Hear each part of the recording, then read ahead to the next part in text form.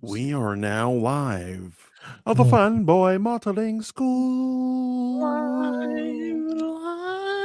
Oh wait, let me to my other YouTube account. Oh, congratulations on nearly hitting 500, man. Thank you. I Thank saw you, that. man. I'm the game is rigged. Like I'm just gonna keep playing until I drop dead. You know, like Let the game be rigged. Even Crowder ripping up contracts in the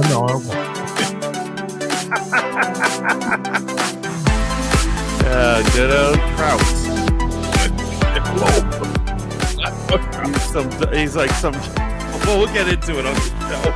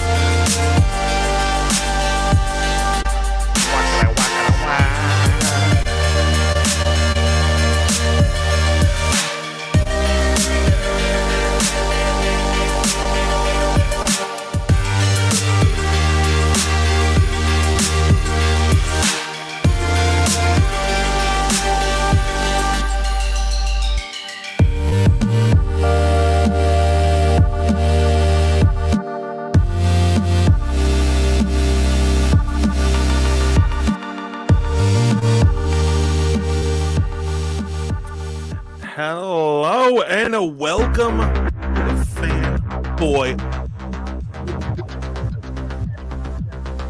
Or the music. Or the music. What? Do you have music playing? I have music playing. Is that a little too loud for you, buddy? There we go. I smidged it down. How are you, sir? I'm good, man. How are you? Do the opening again, man. I messed it up with my old man response. The loud music. There's not music playing. What's happening? Where am I? Hello and welcome to Fanboy Modeling School. I am the Fat Mantis. I'm here with my boy. See, real name, no gimmicks. Oh, hell yeah. Not a single gimmick in this one. Not one. There is a gimmick. There is a gimmick this week. Oh, there is a gimmick. Okay, we're going to be talking about it. Hello, Princess Bex. Hello, Sheldon Iceboxer. Hello, everyone out in the chat listening up. Every party person who showed up, we love you so much. Thank you for liking, sharing, subscribing, and commenting on this video. Couldn't do it without you. So it's funny. Yesterday we were gonna go on yesterday because the show's been late this week, right? Right. And we had different topics, and of course, like we take turns being tired. Yesterday I was the tired one. So take full responsibility. And then suddenly we wake up today, and there's a bigger topic to talk about. Way bigger. Way bigger. This one captures my heart and soul because it enrages me. And you gotta love it when you're enraged, when a topic enrages you. Hello, Rogue Radio. Welcome to the stream. What up, Rogue? What up, Bex? Yo, crazy stuff going on in the news, man. We got conservative pundits turning down $50 million contracts. We got Blueface, the rapper's girlfriend, wilding out in the No Jumper studio, where everyone goes to wild out, by the way. I mean, that's their brand now. Basically, that's their brand, right? It is their brand. I can't knock them. That's actually a pretty successful move. It makes people look at you, right? Look, listen, man, if I can open up a studio in your room right now and have drunk rapper girlfriends come in and start wilding out, that's what we got to do. We got to give the people what they want. What up, Fanboy Bro, says Rogue Radio. Rebex says fan girls for fanboys. Love it. Hey. Then she says Mantis looks good in red. Oh. And she says, "What up? Hi, Steve. Hello, all." So we've got.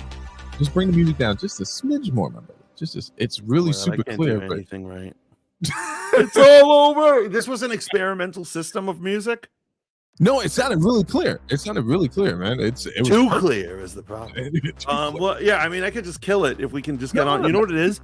The powers that be don't want us to talk about this subject. It's Alec Baldwin shooting people in the face. This motherfucker's out here shooting people. You're starting to stream off, right?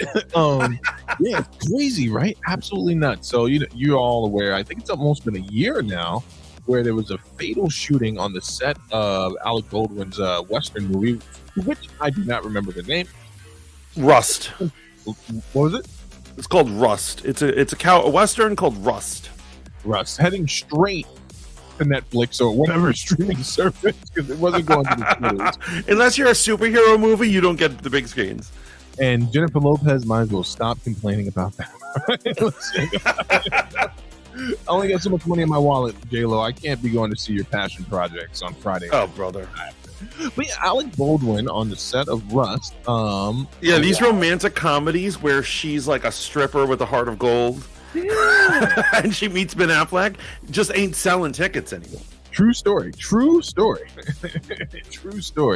But I believe it was a director or a cinematographer on the set who was fatally shot by a gun that somehow made it past the master at arms and everyone that deals with live ammo on a movie set.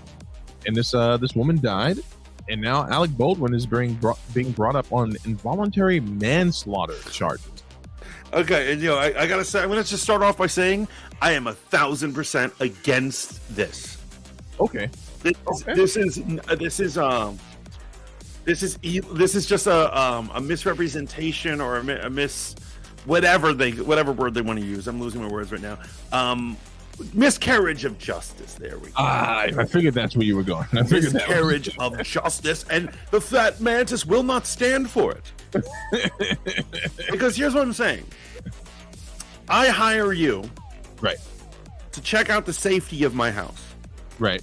You decide to go get high, or you surf the web, or do something else other than your job. That results in someone getting killed. I'm going to jail for that because I hired your ass? Absolutely, sir. Absolutely. What, you think you can just hire people, give them jobs, right? Give them responsibilities, have them participate in background checks and thorough competency checks, just to let them get away with whatever they want? Alec Baldwin's got to pay some money now. He's got to cough up the bag. Here, I would be fine with that, but the fact that, like, if it's the worst case scenario, he goes to jail for 5 years, that is nuts. Is that the maximum he's facing for involuntary? Yeah, max is, involuntary manslaughter. Here's the deal, though. And so what they're really saying, the bigger problem is it's not that he was the trigger man, it's that he's the producer on the movie. And so there's been reports of him just like cutting corners every which way, particularly safety precautions. And apparently there was a strike on that set earlier that year because of safety precautions. Yes. Now, I know the buck has to be laid at someone's foot, but I really want to get into this with you, man. So do you feel like Alec Baldwin is not culpable in any way, shape, or form? Like, is that... I don't think I think he is culpable. Okay. I don't think he's prison time capable. Like, I feel like his company should pay $500,000, maybe $1 million. Right. Restitution or something. Okay. For him to see prison, no. The armorer should see prison. Now let's get into that, because I'm not clear. The armorer got fired a few weeks before. What happened there? What is the entire situation? Apparently she was here's what it is. She was a budget armorer, right? Okay. So she apparently doesn't have a good track record, hadn't been doing great things in the past. So, she was like she was a cheap armorer. And so he hired her. And she apparently just was not doing her shit, because they found live rounds all over the damn place. Yeah, I remember that. That. And so what the hell that is now, I gotta say this. I will say this. Welcome in, Laney. What's his face? Jared, his last name escapes me. The guy from Supernatural. He actually says that he's like on the set of Supernatural. The armorer used to make sure every actor, and this isn't every set, but he was for doing Supernatural for 15 years. He said they made them check your own weapons. They say every time you pull out a gun, you check before the scene starts. You check every bullet and make sure they're blanks. And so that's what he was personally doing on set. However, from what I hear, that is not standard operating procedure. Really? Okay. It's all armorer. Here's what I'm saying. You're in a movie set. Somebody gives you a gun.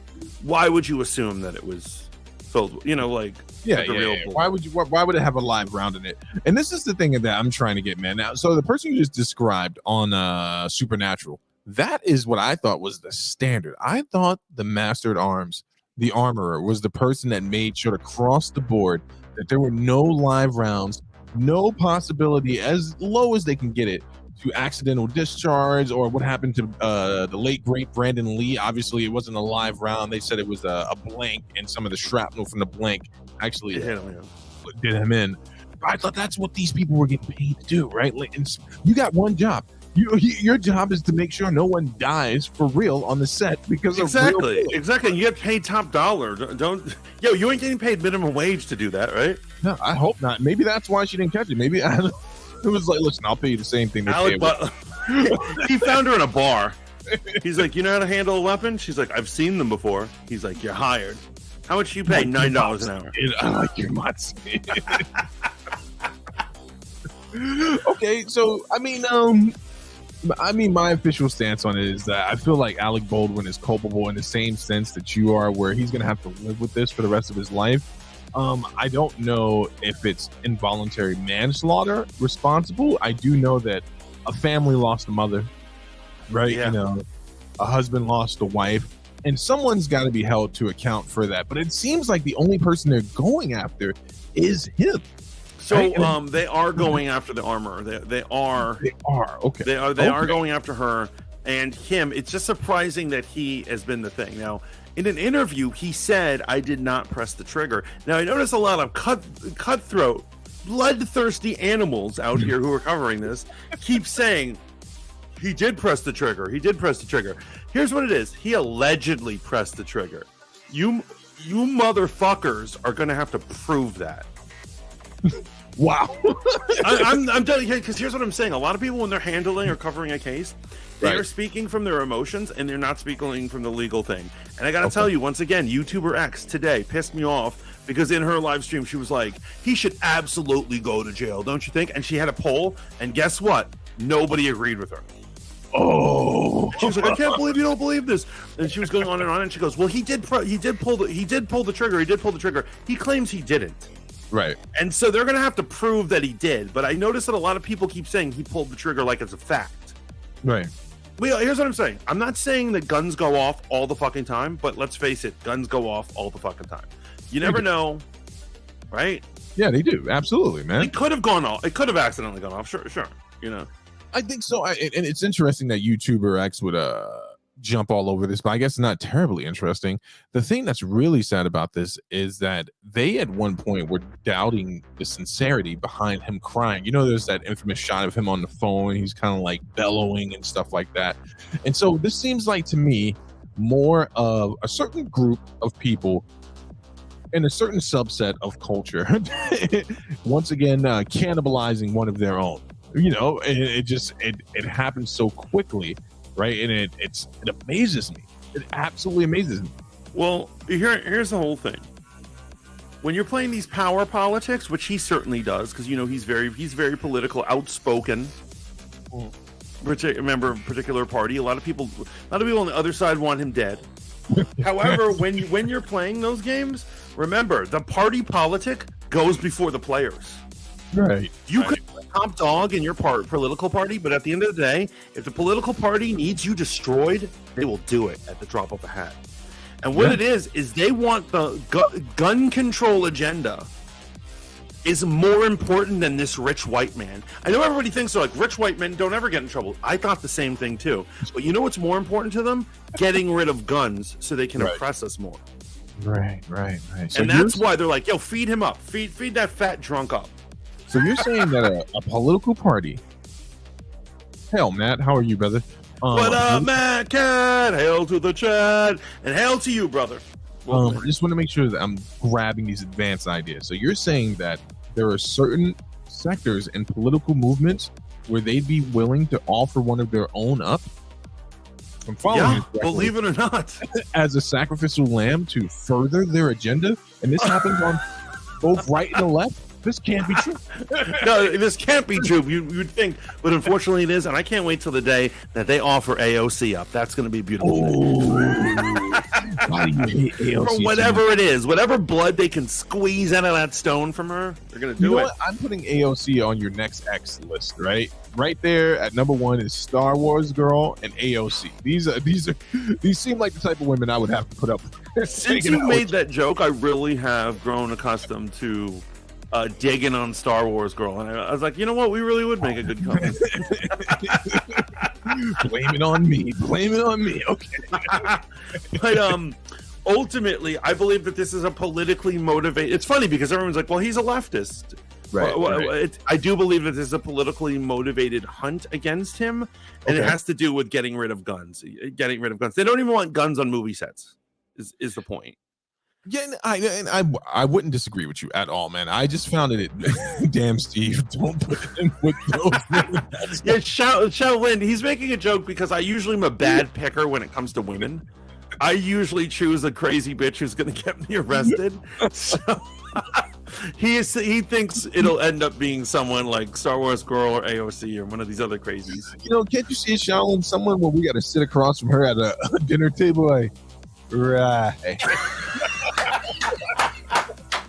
I'm like, what's up, boo? She's got the knife pointed at your throat. I'm like, I just don't know, man. I don't know if she really feels you that way. Now, AOC and you, I could see you guys making a much better couple, to be honest. Me and AOC? You and AOC.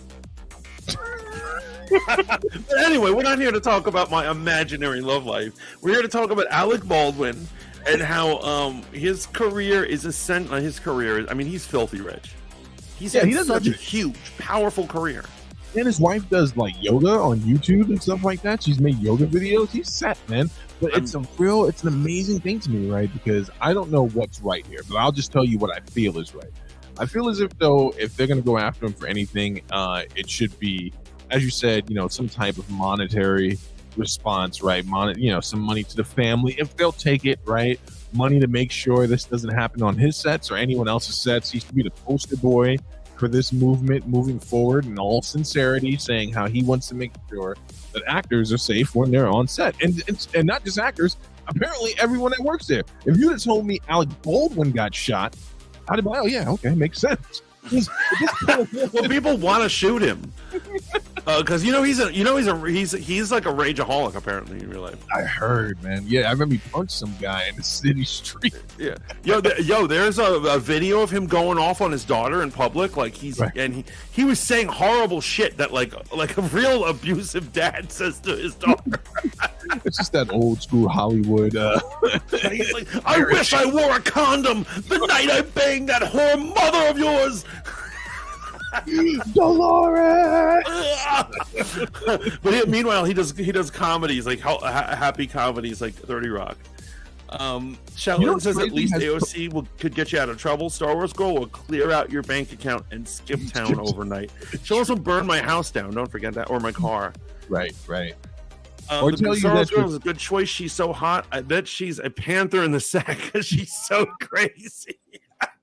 And I bet, I mean, this is neither here nor there, but I bet AOC is a cold fish. But moving on.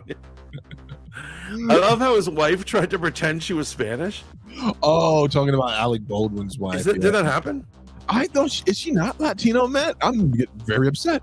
I'm going to get very upset if she isn't. I mean, these white people, representing the Latinos in the yoga space. At any rate, moving right along from that. So wait, hold on. For the record, why don't you come down on the record right here? Where do you stand? Do you think that he should pay monetarily but no prison? Involuntary manslaughter, right? I feel as if that's the lightest charge they could have gave him, and I actually think that it's going to come down to some type of public service and probation or something like that. I don't think he's going to do any jail time, because if they were, he might be too rich and powerful to do jail time. That is true. And the charge is too weak. Don't forget, they have to prove that it was involuntary manslaughter. They have to prove that the merit is there for that case, and I think they'll settle out.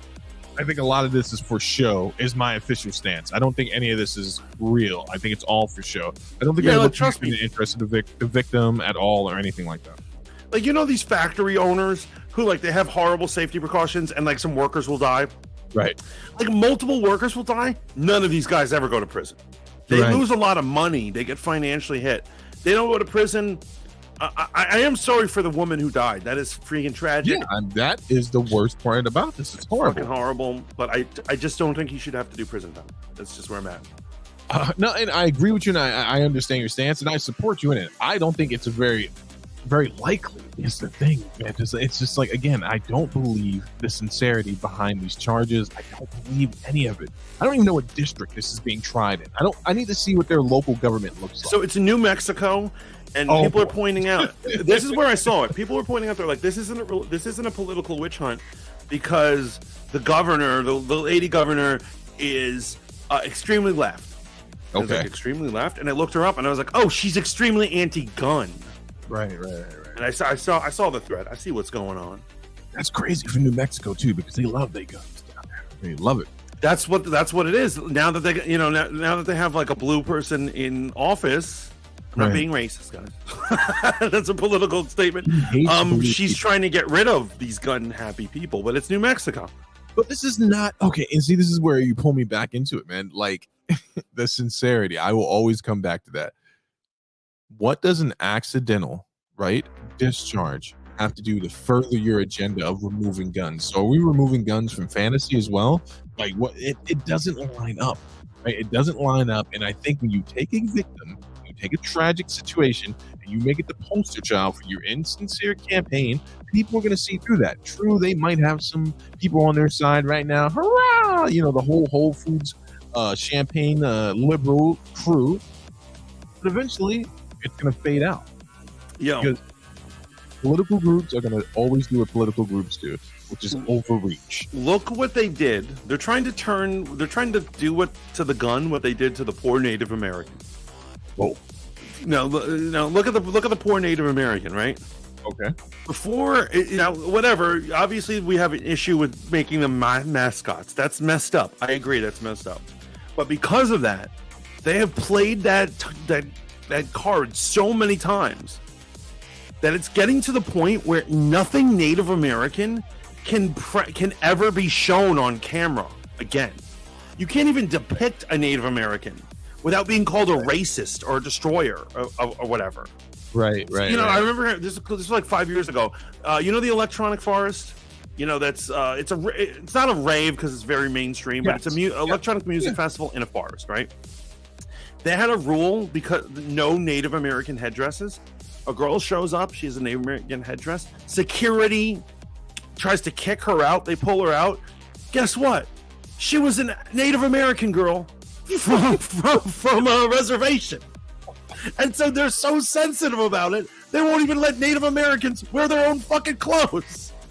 Bro, it's crazy, man. And I'm telling you, this stuff all cannibalizes itself, man. On the right and on the left, rhetoric will always do you in, man. Myself included, man. I'm waiting for my comeuppance. One day, someone is going to get me when I ascend to political power, and I'm like, this motherfucker said on Fanboy Modeling School. That person's going to be me. I'm like, look at the disgusting things he said, and they'll be like, but Mantis, you were on that podcast too. I'm like, exactly. What does he think he is ascending? Basically, they want to get to the point where you can't even, a little kid can't draw a picture of like an army man with a gun. If he does, he's being sent to therapy. Well, I mean, okay, so there are some things where I think we need to look out for. If Timmy's drawing a bunch of guns and, in those pictures also they're depicting someone getting offed, I think we definitely want to report that type of stuff. But at the same time, man, you're making a political movement out of a woman who died tragically, but I believe accidentally. But we'll see what the jury believes, right? We'll see how far this whole thing goes. I want to talk about something that you don't care about. But read Laney. Real quick, to finish it off, Laney says, it was an accident. Prison time for an accident doesn't make much sense. If anyone should go to jail, it's the person who supposedly checked the weapon. Maybe that's too much of a stretch too. No, I don't think so. I think that's fair. If you are getting paid tons of money to protect, and you're an agent of safety and you don't even do that, you're scum. Yeah, no, you failed at the task in which you were hired. And we should hold that person to the standard we're trying to hold Alec Baldwin to. If we're saying that he's on the chopping block because he's the person who appointed that person, well, let's let some of that blame fall down on the one person who was paid to make sure nothing like this happens, man. It's insane. Welcome to Fanboy Modeling School. But you were about to hit me off with a topic that you said I don't even care about. So you don't care about it, but I appreciate you wanting to even talk to me about it a little bit, so I'll keep this one short and brief. The baddest man on the planet, formerly baddest man on the planet, heavyweight champion Francis Ngannou. Oh, wait. Why do you say formerly baddest man on the planet? Because you can't have multiple baddest men on the planet, right? And I do believe that the UFC has done the best marketing behind that campaign. So once upon a time, Mantis, in boxing and in MMA, the heavyweight divisions were the creme de la creme of these two organizations, these two sports. But then people started to realize that the lower weight classes actually had all the skill. They're more scrappy. Lower weight classes hit with less power, so they're less scrappy. In a lot of heavyweight fights, I remember it was getting to the point where motherfuckers were dropping a dude in one hit. Yeah. And now when you got featherweight, you got welterweight, these guys are going for it, and they're still in the game, and that's more fun. That's actually way more fun. There's a reason gymnasts are short, or some of them, not the majority, but some, and they're so great at their craft. Bantamweights are so technical and they're so fast, and now they're knocking each other out too. Like, the sport has really grown. MMA, I'm talking about now. You know what I love about it? What I love about like flyweights or some shit. Right. They are really they hit each other the most amount of times. Like, they will hit each other 7,000 times around and still be in the game because they're generating no power. It's fun to watch, actually. You heard it here. Mantis doesn't respect small people. But okay, so Francis never have. Francis Ngannou was the UFC heavyweight champion. He obviously took the belt from Stipe Miocic. That was a legendary night, by the way. That was a great fight. And then he defended his belt against Cyril Gane, yeah. who he out-wrestled. He had 2 blown-out knees, I believe, and he'd been on the sideline. But he's also been caught up in a very public contractual dispute with the UFC. So in case you're not up on the UFC, not MMA as a whole, but the UFC, the leader in that sport, their contracts are very stringent. And you are an independent contractor to the company of the UFC, but they make you sign exclusivity deals, which means that you, Mantis, if you're a fighter for the UFC, you can't just go out and do whatever you want because you represent that brand and you're stuck in that exclusivity contract. I mean, a lot of these, this was going on with a lot of celebrities. Yeah, which is funny because this is going to also intersect with another topic of ours, but go on. Yeah, and unlike other MMA organizations like PFL or Bellator or One Championship, they allow their fighters to go off and do other things, right? Well, Francis Ngannou was never happy with his contract. He wanted to pursue things like Conor had done. Conor obviously famously and notoriously fighting Floyd Mayweather, but that was because the UFC brass allowed it. Dana White and the UFC have been in talks with Ngannou for 2 years, Mantis. 2 years on the sidelines trying to figure this thing out with injury, all that stuff, almost 2 years. And finally, the UFC and Francis said enough is enough. And this wasn't supposed to be public. This is the best part. The T-Mobile Center in Santa Ana, California, some poor schmo, they have one of those things like you see in Times Square, like, a video banner, rolled out by mistake. Cyril Gane versus John Jones for the undisputed heavyweight championship of the UFC, and it wasn't supposed to roll out. That's how it got found out. Yeah, that's how we found out a couple of days ago that Francis Ngannou and the UFC have parted ways. Francis Ngannou went on Ariel Helwani's show, I believe it was yesterday, to talk about the entire thing, and he's always maintained it's not just about money, or it's not about money. His dispute with the UFC is he felt that their contracts were predatory. So now you're up to speed on the Francis Ngannou thing. He's going off to do whatever it is he wants to do. The UFC Shaolin had the answer right there. Look. Ngannou is going to fight Tyson Fury and make more money than his entire UFC career. Right. Shaolin, if it happens. So the other shoe drops. Francis Ngannou goes on Ariel Helwani for us to only find out there is no official talks of him fighting Tyson Fury. He did show up in the ring that one time, but that was just kind of a feeler out there, right? Francis Ngannou is also representing his own interest. That would be an amazing good fight. He's going to get Francis Ngannou is going to get smoked by Tyson. You think? I know, bro. Tyson Fury is supernatural. He's like who's that character from Game of Thrones? The Mountain. Yeah, not only he's like preternaturally like a brick. Not only is the Mountain, but the man can box too, and he has power. Look what he did to Deontay Wilder, who is basically Francis Ngannou in boxing. Right. Yeah, so he's gonna get smoked, but he would make the biggest payday. So, did I lay that out succinctly enough for you, or do you feel like you're caught up on this entire? Oh yeah. See, I didn't know how it was discovered. Shaolin says Ngannou knocked out Stipe with the full might of the Jabari tribe. He hit him with that ancestral energy. And so here's what I'm saying. This has to do with a lot of crazy stuff about contract negotiations. Now, of course, we were just talking before we went online about this whole Steven Crowder thing. Right. Steven Crowder, the loudmouth content creator, got offered $50 million from the Daily Wire after he stormed out of the Blaze's office. He doesn't want to work with them anymore. Daily Wire's like, let's grab this guy, offers him $50 million. He walks from it. And Ngannou, how much, do you know how much he was being offered? So it's somewhere around 24 to 26 million is the speculation, which would have made him the highest paid heavyweight in UFC history, which is compared to what heavyweight boxers make who are champions. But right. Well, because we all know that's run by like organized crime and shit. Boxing. But the question is, why? So here's what I don't understand. When you're out of games in town, what inspires these men to walk away from such contracts? So for Francis Ngannou, if we're to take him at his word, I'm going to take him at his word. For him, I heard what he said. I heard what he claimed. It sounds stupid to me. Because they feel as if though they should be allowed to advertise their brand and to take sponsorships that aren't taxed by the UFC. So a lot of people didn't know this. When the UFC did allow people, MMA fans know this, when the UFC did allow fighters to wear clothes that wasn't a part of, like, before they had the uniform, and you could bring a banner in saying you're represented by G Fuel or whatever, Right. the UFC taxed those companies, or the money they made from those companies. Yeah, they taxed it from the fighters, and I believe from the actual potential sponsors themselves.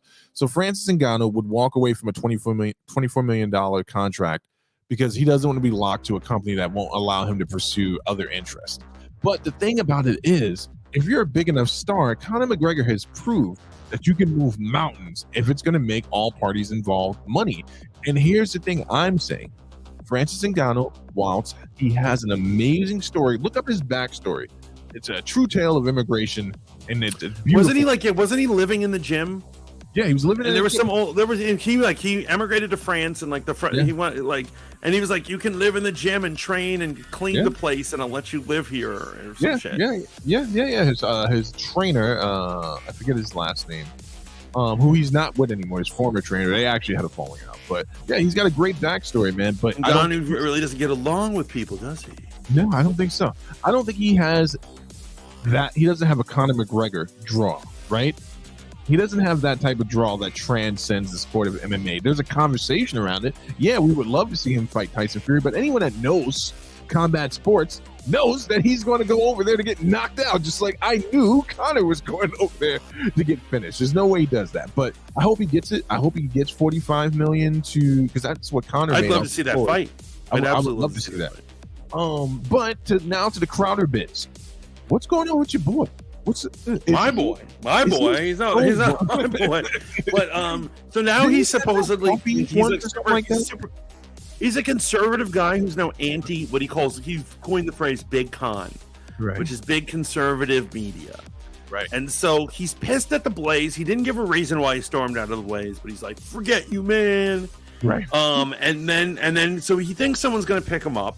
Obviously, the Blazers' more superior, richer rival, the Daily Wire, right, run by Jeremy Boring, the God King of Big Conism, offers him $50 million. He storms out of the negotiations.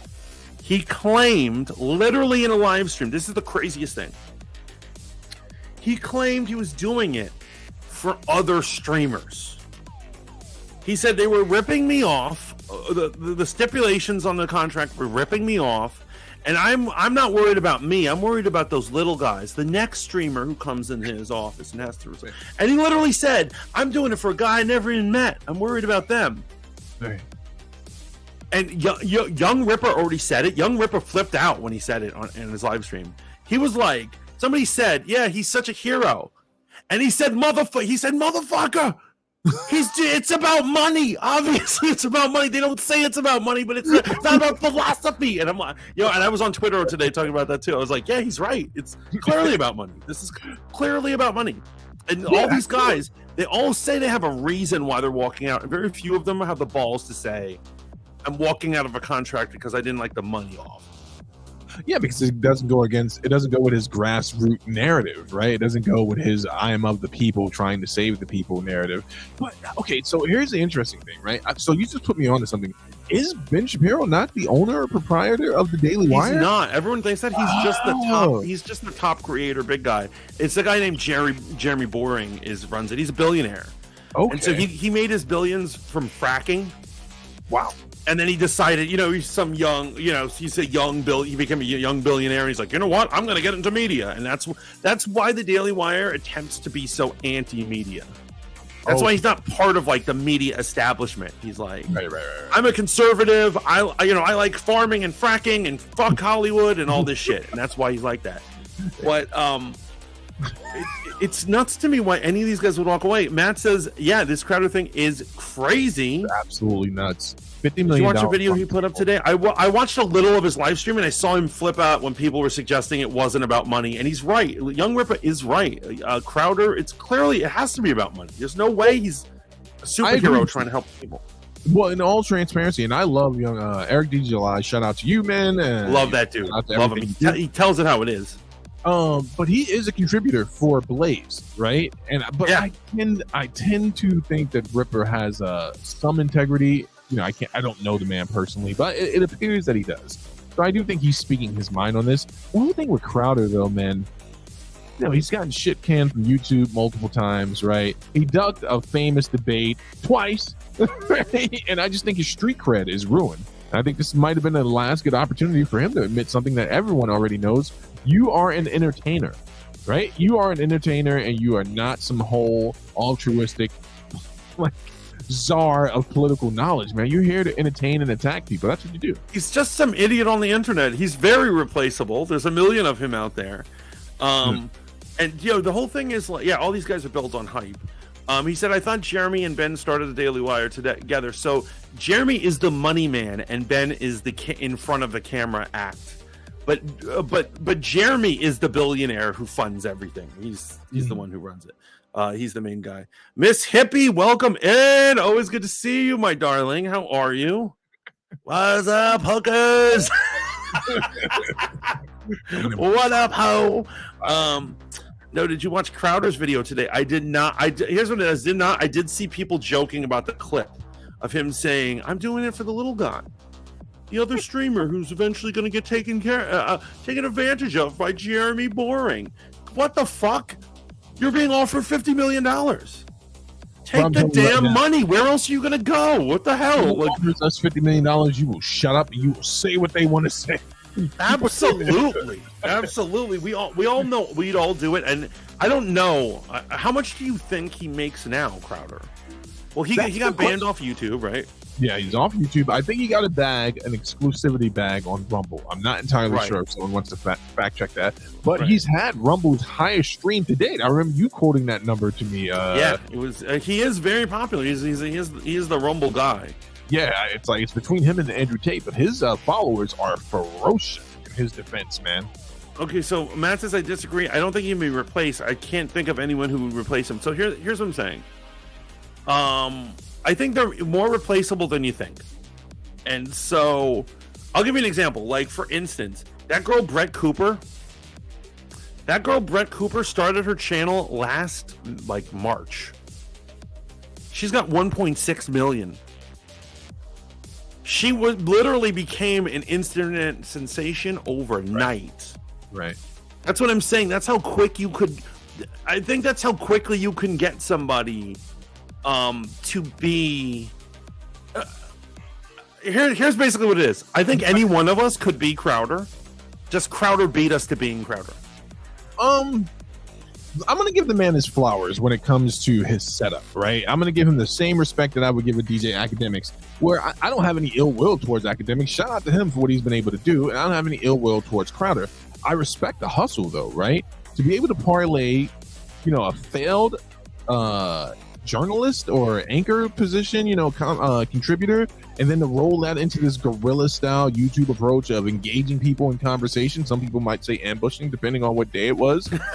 And then to grow it into this thing, right? It was like the anti-Daily Show at one point. Like, he grew it into such a huge thing. Okay, I will agree. I am making it look like he's a monkey and we're all monkeys and we're all replaceable. Okay, he's not a monkey. He's not so replaceable that we could pick anyone out of a crowd and do it. He is clever and he's worked hard for his brand. Right. I'm not gonna lie to that on that one.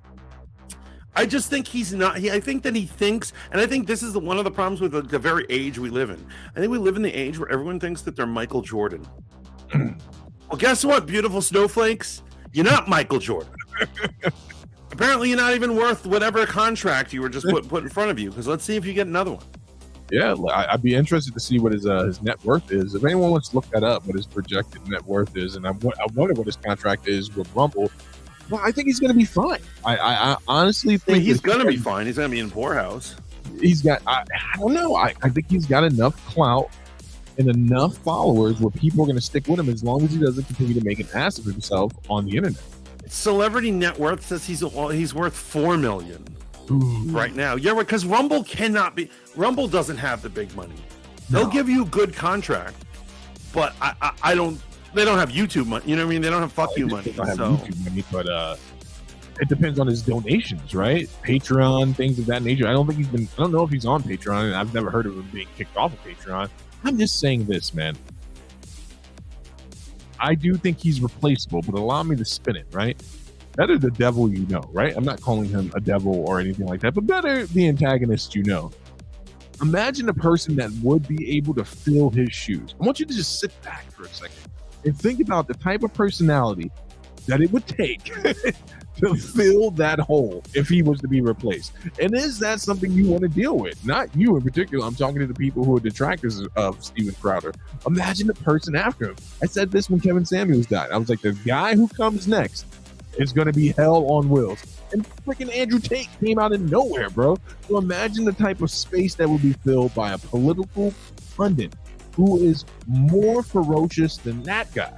He's out there. The Daily Wire just needs to find him. They'll give him $50 million. And he isn't discovered yet, so he'll take it. He doesn't have an inflated ego. Because here's what I'm saying. What Michael Jordan did was superhuman. Right. What Crowder does is talented. It's talented. I mean, he does talk into a mic, right? Yeah, I mean, people do it friggin' every day. I can list 100 different personalities that I'd rather watch all day than him. So, well, I mean, one of the reasons I enjoy watching Eric July is because of that accent. You know what I'm saying? He's just got this down home Texas accent. I freaking love how when he keeps it real. I love it when he yells at his chat. When his chat is just when someone says something stupid, he reads it and then he flips out and he starts telling them, and he'll be like, "That's a bitch ass move. You're acting like a real bitch right now." I love that shit. Yeah, he's next level with it, man. He's next level with it. But RM says, I was telling Mantis earlier that for $12.5 million a year, for $50 million total, I will kiss my morals goodbye. Toot sweet. yes, RM, I love it. Matt's cursing spell check. Yeah, spell check is replaceable monkeys. Mantis quitting Fight Club with the snowflakes. That's what I'm saying. We live in an age where I think a lot of these young people, everyone's entitled. Everyone thinks they're so magical. They think they're irreplaceable. They think they're worth more than they are. Right. I'm telling you, most employees that I've ever worked with or had to work under me, right, I could train a harbor seal to do what the fuck they do. Ooh. Straight up. Generation of self-importance. But I don't want to linger on Crowder too much longer, because I know we're gonna wrap at like an hour 15 or something like that, because I want to save some time for why you're a cold-hearted, dolphin killing, kitten chucking, puppy cutting son of a bitch. 9/11. 9/11 loving. You are more hipster than most hipsters, right? Have you ever seen that? Have you ever seen that movie with Seth Rogen and all those guys? What is it? The End, and they give like a breakdown on what a hipster is. It's like someone that hates something that's universally loved by all people. I know where this is going. That is what a hipster is, right? Like, oh, I hate Forrest Gump. They're like, you're a hipster. The Last of Us, audience and critics, for the second time in my lifetime, in complete agreement, love this show. I think they're up to like 96 critics and like 95 audience, something crazy like that. The Last of Us. I will address that. I will address my thoughts on it right now. Let me quickly wrap up what these kids are saying. RM says, I bet he didn't want to give up Patreon or whatever the mug club is. Yeah, his personal club, it's his version of Patreon. Is the Daily Wire would have forced him to give that all up. Yeah.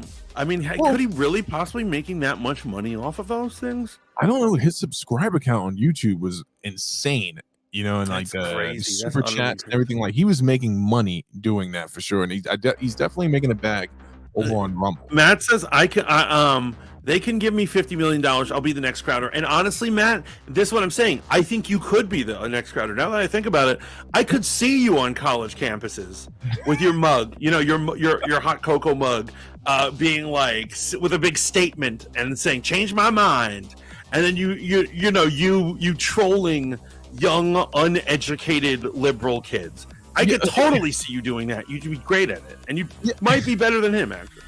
And to all my friends, man, liberal or otherwise, in the collegiate level process of learning, if you walk up to a booth and there's a big banner that says "Change My Mind" and the gentleman sitting there with a camera, a mic, and a book full of data, the first words out of your mouth should not be "I feel."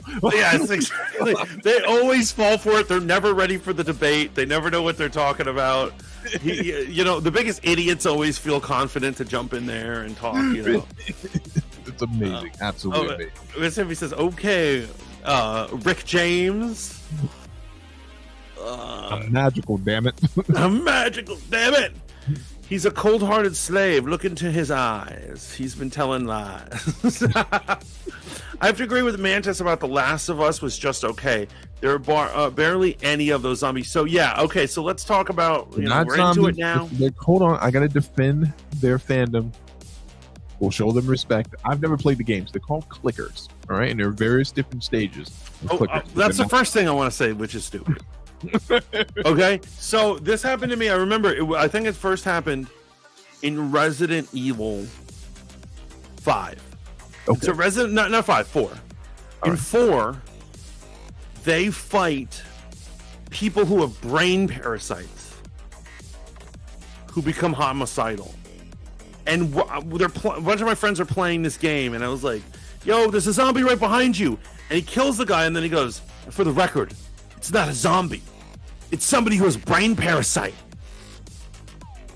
And I gotta say, if people don't realize that these creatures in, what is it, The Last of Us, who have what is it? It's fungi growing in and out of them, controlling their brains, or the Borg from Star Trek, or the brain parasite guys. They're all fucking zombies. And if somebody has anything else to say, they're a fucking idiot that they don't realize that they're all the same creature.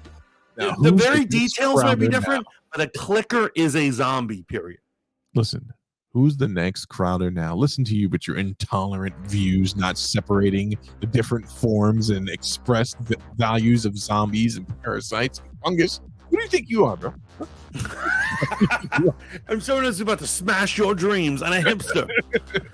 A lady says the opening scene is so emotional. I haven't seen the show yet. So she's talking game. Matt hasn't played the game either. It just seems like Walking Dead mixed with the Children of Men and throw some Maze Runner in there. I totally agree with that statement.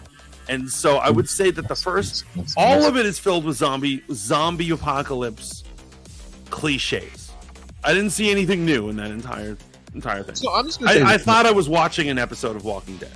So I'm going to say this, man. Pedro Pascal was amazing. I looked up to see how close the opening episode was to the source material, and it's 98%. They race swapped the character, but in their defense, the young lady they race swapped was an amazing actress, and she landed every scene with Pedro Pascal. Here's what I'm saying. If you want to talk about just general production, the acting was good. It was emotional. What happened with his daughter?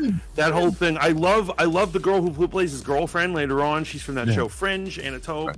Right. There's a lot to appreciate about the show. I'm not a complete hater. I'm not trying to say it's garbage. You're a hater, man. You hate dolphins. I know that for a fact. Why do you think I hate dolphins? I see the way you look at their pictures, and you're standing there drinking your 40 ounce, eating tuna in front of I'm about to beat a dolphin yet. I thought the cinematography was amazing, the visual, the mood, and all that stuff. But you gotta understand something. I'm not so attached to this fandom where I went in with any expectations, right? I'm not. So I just sat down. I watched the first episode. I thought the opening scene was really well done. I thought there was great tension. I love the beginning monologue between the scientists and then watching Noel and everything with his daughter, and the whole thing about it's lazy, but no social media, so there's no Twitter, so obviously no one's up to speed on what's going on, proving what savages we were in 2003 and 2002. Yeah, that was primitive internet. That was was that even MySpace back then? I'm not even sure. I don't know. It was Bolt. It was Bolt. Yeah, you go to chat rooms. People are like, yo, bro, I think my neighbor's a zombie. People are like, yeah, well, chat it's not fast enough for a zombie apocalypse. But I thought that was great, man. And I loved. I don't want to spoil it for anyone who hasn't seen, but I love the what do you call it? The sanctum, the quarantine zone, or whatever that was. I loved all of that stuff. The tension. I even like the way they introduced the main young lady. Thought that was good stuff. Cordyceps. That's what the fungi is called. Exactly. Cordyceps. Shaolin says, "Damn, Mantis, I didn't know that you had that Resident Evil knowledge. Props, bro." Yo, I actually do. I actually used to be fairly like up on my video games. I love Resident Evil series. Are you kidding me? Like, I have certain ones like Metal Gear or Resident Evil. These are like, I have certain video game muscles. Yeah, remember when Metal Gear took us to the next level on the PlayStation 1? They're like, the only way to beat this boss is to change your mind. And I'm like, change your mind? Yes. Oh my God, that was crazy. And you have to take out your controller and stick it into a different port. Oh my God, that was crazy. Absolutely, baby. Okay, so you weren't impressed. We'll give it a rating. Here's what it is. I don't think that it's like an A+ show. I would give it like a B+. Okay. There wasn't much to hate about it, but I would say the biggest crime that it suffers from is just cliches. So, like, for instance, in the beginning, this is the beginning of like so many the start of a zombie series or a zombie movie, where the people are walking around and the zombie apocalypse is starting around them and they don't realize it. Right. Like, you see cop cars go by. Right. Or they see like a neighbor acting crazy, and then or something like, and they're a zombie, but they don't know, and you're like, oh my God, it's happening.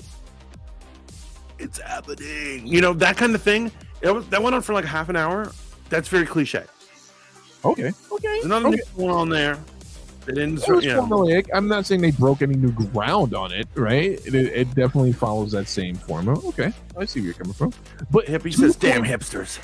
2.4 million views for the first episode, I believe. YouTuber X reported. And obviously, the major trades, Nielsen, the HBO themselves, second highest performance for streaming. They beat out Euphoria, and they trailed far behind House of the Dragon. Oh, that's right. And Shaolin points out his name was Psycho Mantis. Yes, Psycho Mantis. Psycho Mantis. But yeah, great welcoming. It's a hit. It's a hit for HBO, man. And a company like Star Wars and Lucasfilm that's looking for the best way to commit seppuku any given time, or whatever it's called when they kill themselves. The samurais kill themselves. But like, I thought it was good, man. I enjoyed it, and I'm happy for them. I'm happy WB landed something. I heard it's not going to stay good though, according to YouTuber X. Like, it gets a little weird. Yes, I heard. That's what I heard from other sources as well. Yeah, Matt says, I have to say that Nico Parker was very charming. I would love to see her in more stuff. Nico Parker was amazing as Sarah. I knew exactly what was going to happen, and she made me care about her. Yes, she did. She absolutely did. Thank you. I disagree. Pedro Pascal was medium. I wasn't intimidated by him at all. Yeah, I mean, he was just normal. After those dolphins. I don't even know why you guys. Non-dolphin safe tuna. He only eats non-dolphin safe tuna. Back then they had AOL BBSers. Now, see, that's crazy, Matt. Matt says, yeah, I have a feeling this show is going to be boring, like Andor. Boring. Wow. So is that the new litmus test for boring? And I disagree. I think Pedro Pascal did a great job as Joel, but we haven't seen him be Joel yet. Let me fix that up a little bit. I think he's going to do great as Joel. We just need to see him start doing some hardcore Joel shit. I did enjoy the fact that when they're driving and the family's, they're marooned and their car's on fire or whatever, and his brother's like, we should pull over, and he's like, no. Can you hold on 1 second? Go for it. While we're holding on, Mantis put down his filter. How is everyone else doing? Yeah, fuck those fucking dolphins. Let me know. Has anyone else watched Last of Us besides RM and myself? Are you guys pumped up about this? Any of the game players? And then there was a whole bunch of potential volatile political commentary around this show. Obviously, it's detractors like Geeks and Gamers. They were expecting it to be, and I quote, a woke dumpster fire. But I did not sense a lot of wokeness in this show. I didn't feel like it was being particularly political in one way, shape, or form or another. In fact, the guy who runs Geeks and Gamers actually came out and had to admit that he actually enjoyed the first episode. So maybe this will be the thing that binds us together. Maybe this will be the thing that brings fandoms together and make it less toxic. Matt says, yeah, oh no, I'm sorry, Miss Hippie says, damn Sarah's, save the Dolphins. RM says the last episode is going to take the big test for Pedro Pascal. If they're faithful to the game, it's going to be intense. And that's the next thing. I don't want to spoil it for anyone, but if you remember any of the controversy that was going around when Last of Us 2 came out, if you're into the games at all, I don't know what they're going to do for next season. No spoilers. Like, if the first season is following the first game, and that's what they said, it's going to follow it as closely and while expanding on it, does that mean we're heading in this linear direction where we're going to head to the most controversial point of this game's history? Sounds crazy. Matt says, you ever seen the documentary called The Cove? It's about killing dolphins and selling the meat. The doc, whoa. Matt, there's an ointment for that. You know. Wait, what did I miss? You involuntarily aroused by the death of dolphins. Definitely take it. Oh, we're still talking about killing dolphins and eating their I meat. went on a very eloquent soliloquy, a rant about The Last of Us. I was just saying that, like, all the controversy around the second game, and if the first season is going to follow the first game, I'm not looking forward to all the bullshit that's going to come out when season 2 comes out. And so that's another thing. This game is the game itself, or the story itself, is marred in a lot of controversy. A lot of people were turned off to 2. Right. That might be why they're not making new ones. Right. Well, they may have shot themselves in the foot in an attempt to cater to the new age. Here's what it is. A lot of these supposedly woke people or things, they're trying to cater. They think they're trying to cater to, like, they're trying to predict what the future of entertainment is. And they're like, being woke is the new, it's what's going on tomorrow. They don't realize it's a fad. And so they shoot themselves in the foot like Last of Us 2. And so from what I know of Last of Us 2, it's literally sounds offensive to me. Yeah, it's not the best handling of your fan base, and I will say that the story is crazy. What happens, like, in the opening parts of the game. I will say this though, Mantis, man. I'm not suffering from superhero fatigue. Obviously, I don't deal with such maladies. Like, I just enjoy shit. But it's nice to have something else, man. And given the rotten taste that The Walking Dead left in everyone's mouth at the climax pause of that series, I'm hoping that The Last of Us just sticks true, proves the point that we can stick to the source material and give people a good ride. So here's the thing: if they stick to the source material, this show will be truly hated and despised by season 2. Yeah, but I will say this: the ending of The Last of Us 2, I didn't think it was that bad. I'll hit Shaolin up offline for that because I know he's like frothing. I think I know it. I think if I recall, I think I heard people bitching about it, and I already know what's gonna happen. And that's actually another thing we got to talk about. So for a video game, it's, at least in our world, it's easier to know or be spoiled. Books, like if it's Game of Thrones, right. I don't read. I'll never know what's on those. Right. I remember Zeus was buying the books when he was poor.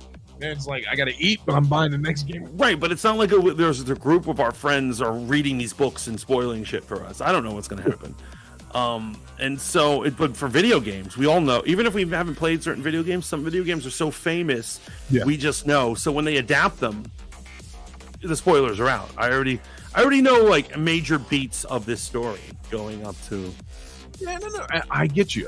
Now, let me just be fair and let me acknowledge and say I agree with you. Right? It's not reinventing the wheel here, but I think that this show is going to be a good ride, man. I think that I'm going to enjoy watching the tension and all that stuff, especially playing out on HBO when they're not restricted to such a slim budget like The Walking Dead was.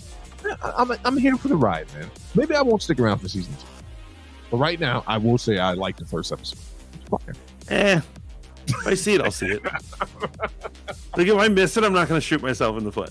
I will say this: YouTubers are not complaining, reporting. So HBO rolled out some very stringent rules for content creators regarding The Last of Us. No clips, no audio clips, no video clips. You can only go to, like, the creator page or whatever for the approved stuff that they revealed. and I want to see how they're going to enforce that. And then also, a lot of YouTubers are saying that the numbers are low reporting on it. Even YouTuber X. I'm actually noticing the view counts of certain videos about it. I have only one of my YouTube people are doing. They hit Buffalo numbers on their Last of Us reviews or breakdowns. Everyone else's seem pretty low in comparison, and I don't know. So some people have a theory that because it premiered on the same night that there was a football playoff, that was just what kind of delayed people watching it, and people are just kind of taking their time watching it throughout the week on streaming. The Last of Us Part 2, Revenge is bad. Laney says The Walking Dead, they ruined that show. Yes, they did a long time ago. Do you think, as a non-game player, should I watch the cutscenes movie or just watch the show? I say do both, but I would say watch the show first, Matt. Let's see it conclude and then watch the game cutscenes, because that's what I did. I watched those first, and I was just like, okay, this is very close, man, very close. Does that Star Rules girl like it? I have no idea. Does she? I don't know. Geeks and Gamers. What is his name? What is the lead guy's name over Geeks and Gamers? The one that wears the hat. Rob. I'm gonna call him. Is he Rob? Is he Rob? I don't know his name. Shout out to him and his whole crew over there. Yeah. He actually had to come, like, admit, he was like, I was wrong. I thought this was going to be horrible, and I really enjoyed the first episode. And then Angry Joe, a man who is, his moniker is to be angry and complain about things. Jeremy, thank you so much. Everyone's Jeremy. The quartering is Jeremy. Yeah. The guy who owns the Daily Wire is Jeremy. All the bad ones are Jeremy. Now Geeks and Gamers. Damn, maybe I should change my name to Jeremy. I'll make it in streaming. Do it, man. Do it. I'm here for it, man. Do I look like a Jeremy? It's 2023, man. You look like whoever you want to look like. Shut up. You are whoever you are, whoever you want to be. Believe in yourself. Fuck that shit. Matt, at the end of this season, Joel has an interesting moral dilemma. If you don't want to be spoiled, I think it's worth just waiting to see it.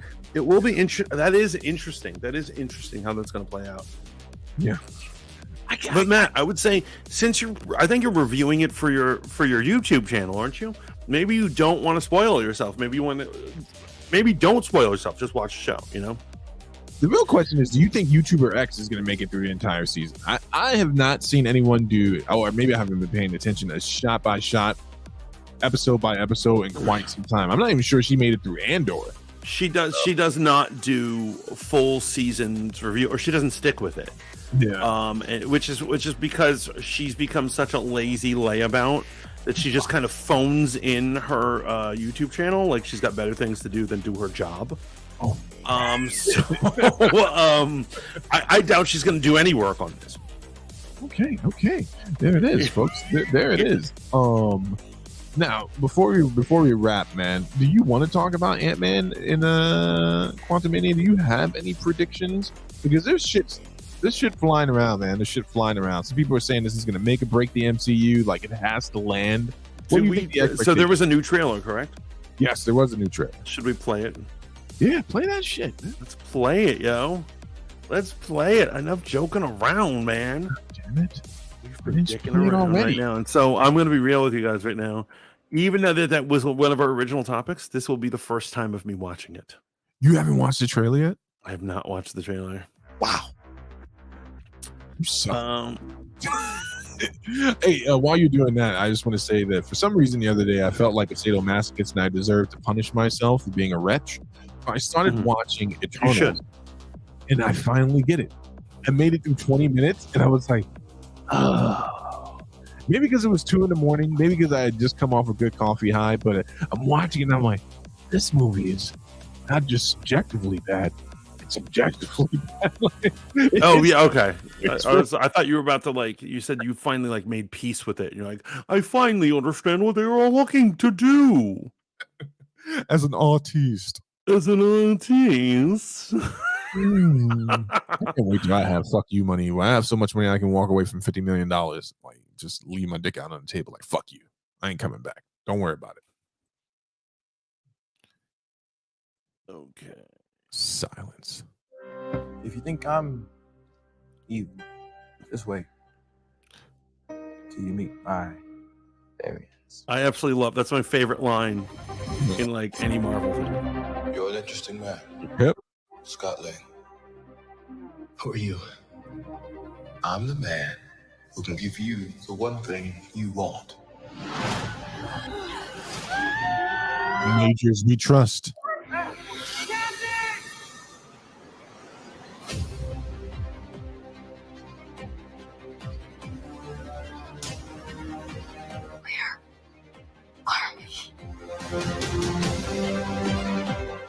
It's beautiful. Universe beneath ours.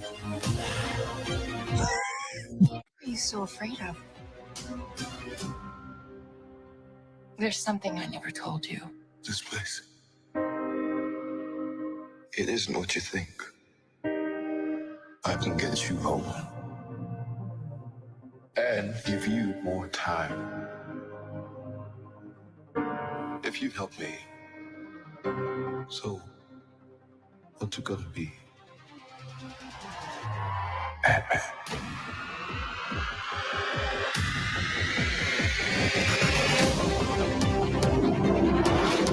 Let me make this easy for you.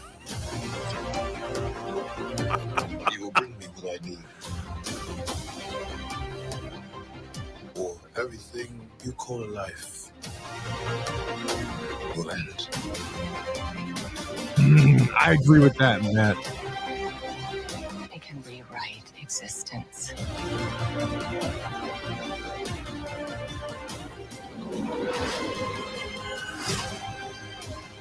And shatter timelines. You cannot trust him.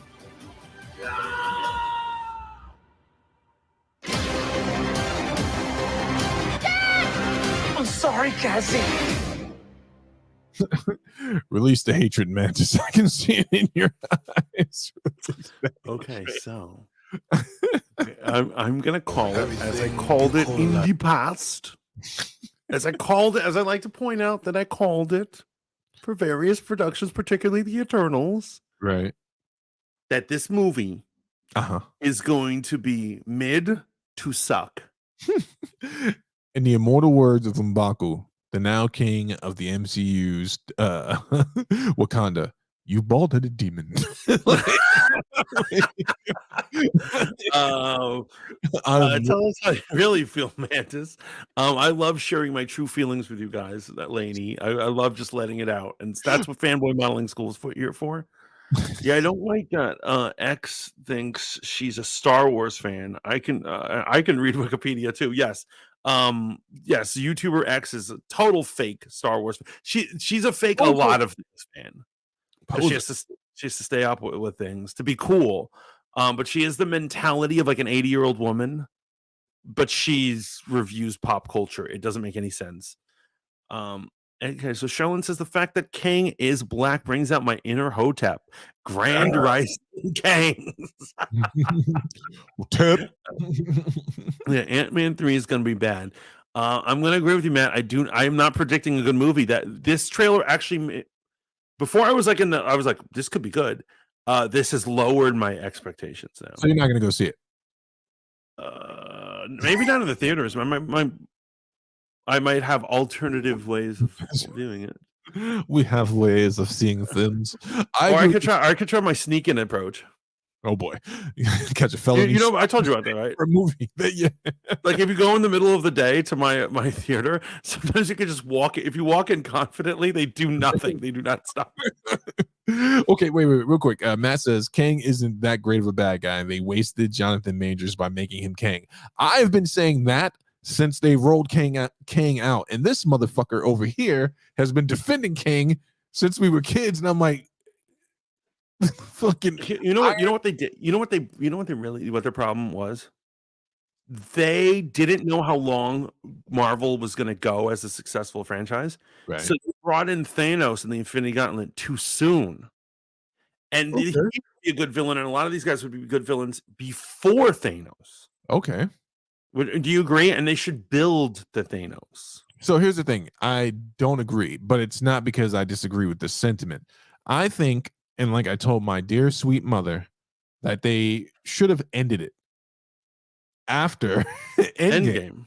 It should have they could have. They really made it seem like it was the end. Yeah, it felt like the end. It felt like the crescendo. You know what I'm saying? Like they could have ended it there and then that been that. But now we're in this spot now where we've got a disjointed story, and now we're gonna go down the fanboy rabbit hole where I don't know how this connects to Winter Soldier and Falcon or Captain America 4 or Thunderbolts, but you should be happy about this.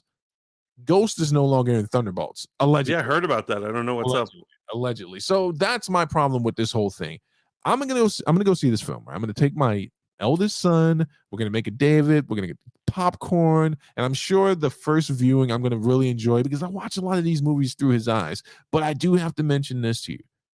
He did not ask to go see this movie. He's asked to see every other MCU movie except for Eternals and Ant-Man.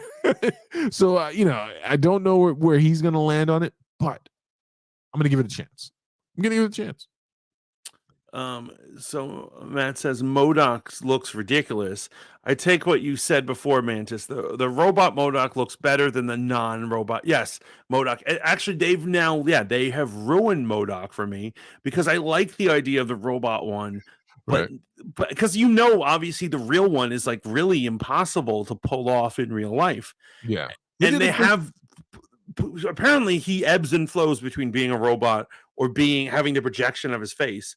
But a giant Corey Stoltz face, it looks utterly ridiculous. So I'll say this, man. I do want you to play the Avengers game. MODOK is the main villain in the first campaign in that game, and he was done extremely well. That was the only time I ever gave a shit about MODOK ever. Yeah, MODOK, I feel like at their base, these villains are good. You just need to know what you're going to make more realistic and what you're going to leave on the cutting room floor. And sometimes if you're too much like the comic, it gets silly, right? Right.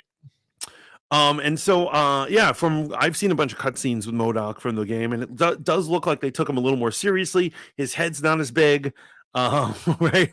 Right. Wow, you're not pumped for this at all, man. This has seriously deflated my energy for this movie, and I thought it could be good, but it's looking like it looks like it's a lesser. Here's what it is. You don't want to be reminded of a better franchise when you're watching a movie. It looks like it's a wannabe Guardians of the Galaxy. Right. But Guardians of the Galaxy does what they do so well. I can't imagine this being better. Right. I gotta say, because they took Ultron away from Ant-Man, Ant-Man has suffered for it. He's not been exciting at all. He's never exciting, and I feel less excitement now. And I gotta say, the person who plays his daughter is the least here's what it is. She's not ugly, and she's not pretty. She's just this plain Jane, vanilla white girl who you might forget is standing in the room because she just blends in with reality. I just can't believe she gets cast in anything other than a character named Bland White Chick. Right. It's crazy that she was cast. I don't see anything. Doesn't look like. Think about this: action set pieces. Doesn't look like there's any cool ones. The few action set pieces we're getting here look silly. Right. Like with the other dimensions, Ant-Man's trying to lift him up to get out of the prison. That looks just stupid. I gotta ask you a question, man. I don't know when this happened, buddy. When did we switch roles on this show? I've turned into the optimistic person, and when Marvel started making crap. Now you're the when Marvel started churning out crap. I had to be the one to call them out on their thing. You've turned into the curmudgeon, man. You're like a step away from being Zach at this point. I'm telling you, this does not look good, man. And you know what Marvel doesn't need? Another loss. No, they don't. It does not need another F on its belt. You know what? Because we don't have Thanos lingering in the background and us saying, we don't have an Avengers film to tide us over. In fact, the last thing that really, really made me interested in seeing where they were going with this was the hope of Doctor Strange in the Multiverse of Madness, a movie that had its problems. But in regards to this, I'm literally going to see the movie for $10. I will report on it. I will call Mantis directly after the movie and let him know. There's actually a chance. Wait, there's actually a chance, since we're going to be in much closer proximity, we might have to see this. Where are you seeing it for $10? You're saying like a matinee? Yeah. There's a $10 theater. 2 of them near me. Oh, they're amazing. It's like old school shit. Popcorn. I might see it for $10 in the theater. Oh, there you go. One up in me. He's like, No, I'm just saying. I'm saying if that's available, but I'm saying around where I am, movies are like $20. Well, it's deep in the hood of the town I live in, but I'm fine with hood. Ant-Man, Quantumania. Mantis is not excited for it at all. Alec Are you Baldwin, excited for it at all? I'm a little excited because I do want to see what Jonathan Majors is, outside of what we saw him in Loki. I want to see where they're going with this whole thing. I'm on the ship. I'm going to see where it goes. I don't care about Young Avengers. I don't agree with YouTuber X that like this is setting up Young Avengers. I don't think that's anything that anyone actually cares about. Oh, they are set. It's obvious that they are because they keep giving Avengers kids. Nobody cares about that shit. You know what? Yeah, nobody cares. But why? So then, why are they doing it? That's what should concern you. Why did they give Thor a daughter that he doesn't normally have? Because someone wants it. Some family wanted to see Thor. I don't want to see the Young Avengers, man. Wait, here's something crazy though. Rumors.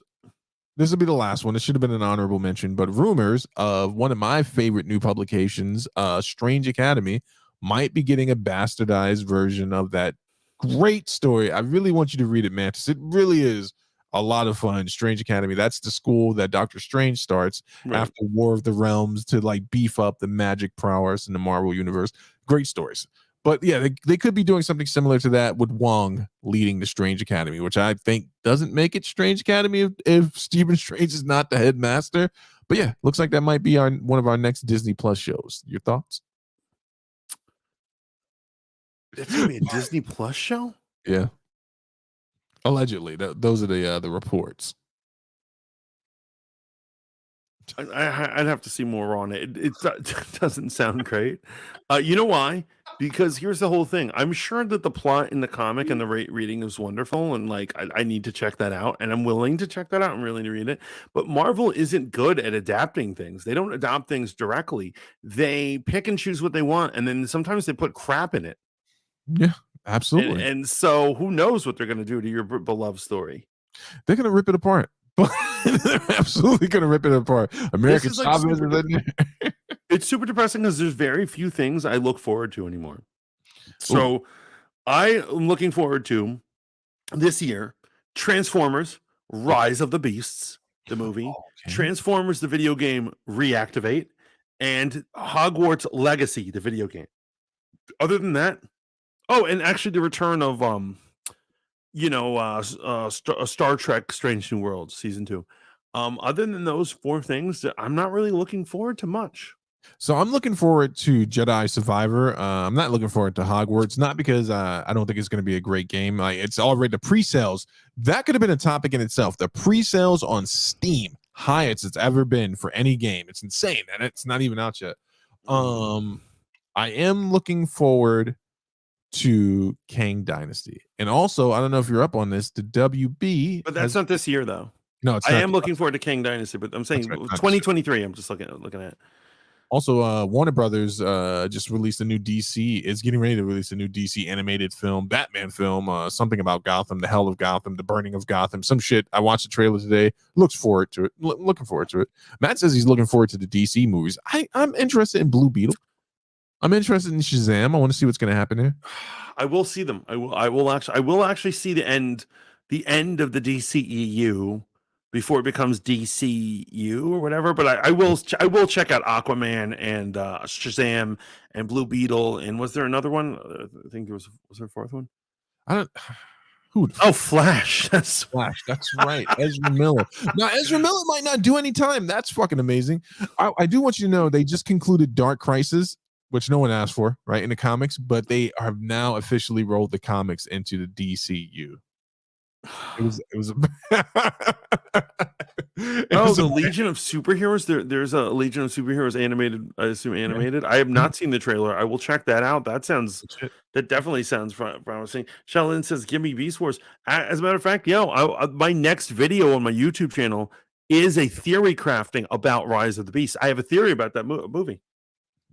Okay, I'm based on my extensive Transformers knowledge. I'm looking forward to that shit. I think we've beat a dead horse enough. It's good to be back, buddy. Good to see you. I'm glad you got a vacation. It's good to be back. How do you feel about being back? Are you ready? Are you ready to tackle this year? I'm ready to tackle this year, man. This is not the first stream of the year, is it? No, it feels like it's been a while, but it's only been like a week and a half. I'm ready to tackle this shit, man. Ready to get conversations back up and running. Oh, I love to hear that, man. I absolutely love to hear shit that I've been talking to Mantis about. Some commentary videos that I'm going to be doing. Oh, yeah. I love having a person up there. This is our year. This is our year. I know I said that about the last year, but and the year before that.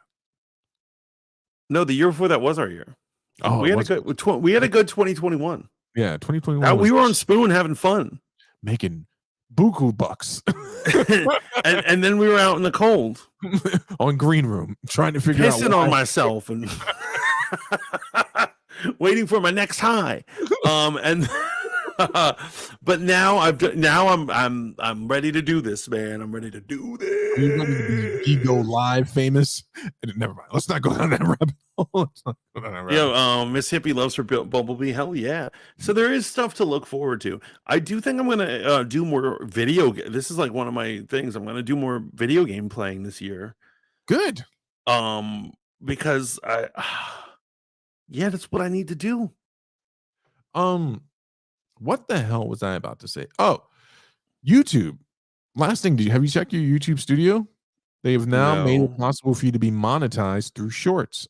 I want you when you. Oh, right. Okay. The goal, you have to get 10 million views. It can be done.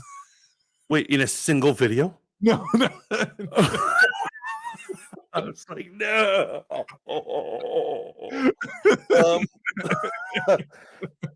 YouTube. I know everyone's been saying this for the last decade, but YouTube is over. And with that, no, I'm saying that's what I'm saying.